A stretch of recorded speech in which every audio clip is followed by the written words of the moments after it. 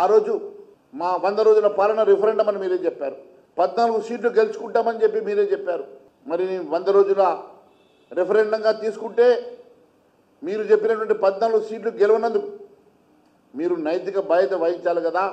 8 సీట్లకు కనీసం ఈ రాష్ట్రంలో సగం సీట్లు కూడా గెలవలేనటువంటి సందర్భంలో మరి రిఫరెండంగా చెప్పినటువంటి మీరు దీనికి ఏ రకంగా బాధ్యత వహిస్తారో మీరు ప్రజానీకానికి చెప్పాల్సినటువంటి అవసరం ఉందని చెప్పి నేను తెలియజేస్తా ఉన్నాను. మీరు ముఖ్యమంత్రిగా బాధ్యతలు చేపట్టిన తర్వాత ప్రధానంగా రైతులతో పాటు వ్యవసాయ కార్మికులకు, మహిళలకు, యువతకు, నిరుద్యోగులకు ఇచ్చినటువంటి హామీలను నేను ఒకసారి గుర్తు చేస్తూ ఉన్నాను. వరంగల్ రైతు డిక్లరేషన్లో రైతాంగానికి మీరు ఇచ్చినటువంటి హామీల సంగతి నేను ఒకసారి గుర్తు చేయదలుచుకున్నాను.